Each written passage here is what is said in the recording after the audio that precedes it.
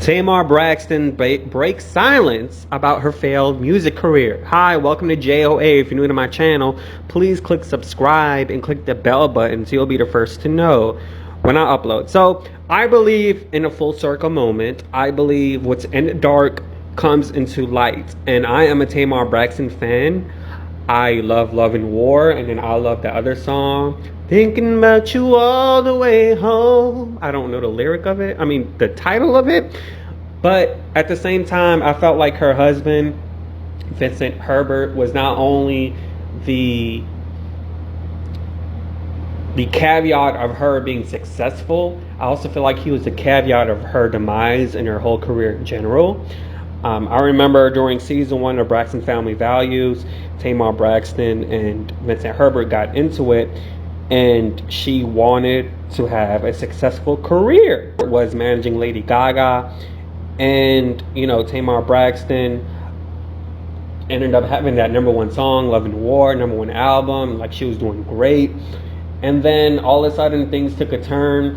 I remember on Get Your Life, she specified that to Mona Scott Young that Vincent Herbert didn't want her to work with any music producers, and I think the reason being is because maybe there could be a little bit of flirtation going on.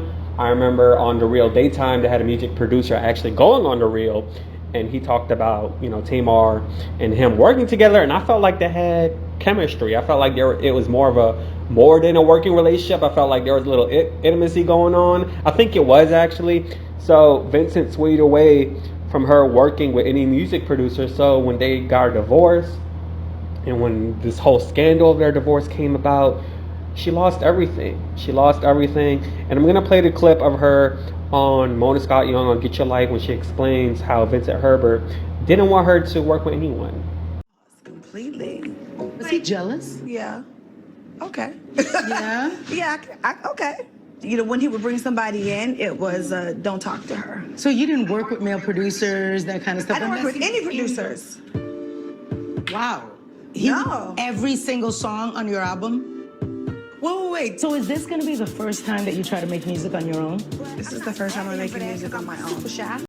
When she got fired on The Real, I know everyone wanted to blame Lonnie Love. Lonnie Love actually spoke about this on The Breakfast Club, and she said she had to call an attorney because they're going to make her as the antagonist of Tamar Braxton's demise from The Real. And while I do feel that Lonnie Love was an influence on Tamar's firing, I wholeheartedly do feel that. I believe the woman, Cookie Hall, that came out, Lonnie Love's former comedic writer, I believe her wholeheartedly. So I do feel like she was an influence, but I also feel like she was honest, Lonnie Love, when she was talking about Tamar Braxton wanting Lonnie Love to find someone to give Tamar Braxton some type of new management for her company because it just wasn't working out with Vince.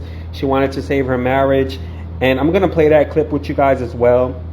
Different type of But Tamar Braxton, according to cheatsheet.com, left this quote. She wrote, "It wasn't working anymore. I couldn't talk about work. I couldn't ask about work. I couldn't ask about the relationship. He couldn't ask me nothing. It was just a toxic situation for us both," Braxton says in a confessional. So, like I was saying, I do believe that he allegedly had involvement in the reason why Tamar Braxton was no longer on The Real. Could possibly be maybe he wanted more money. Usually money is the source of every reasoning. Money is the source of all evil. And isn't he like allegedly millions of dollars like in debt or owes some company millions of dollars, Vincent Herbert? So, but at the same time, I wholeheartedly believe like the email situation with the network. I believe that. I wholeheartedly believe that. But I do also believe it's more than just Lonnie Love being an influence, because you can only do so much. And usually when you're fired, I mean, legally speaking, according to states, and I'm not a lawyer, but I do know this, legally speaking, you can be fired with or without cause. But more than likely, I mean, I wholeheartedly believe when someone fires you, they give you a reason. And by Vince being the manager of Tamar, I'm sure the network executives hinted or at least gave him a reason as to why you're letting Tamar go. And supposedly, I guess he told her, well, there was no reason. They just let me go. So, I mean, maybe down the line more information will come out, maybe not. But I do wish her well. I want to see her do well. I'm a huge fan. She has a great voice. I want her to continue to sing in the industry. And I personally feel like at the level that she got, I don't see that as failing. I see that as success, because with her being in the industry and being signed to several other labels before and not being worked out, and for her to win an award with I forgot the name of it, the Soul Train Awards is great. For her to have #1 album, #1 song was great, and I can see her doing more with her career. And it's not over for Tamar Braxton. I hope she feels that way. But anyways, let me know what you think in the comments below. Please do subscribe and click the bell button so you'll be the first to know when I upload. Deuces, yeah.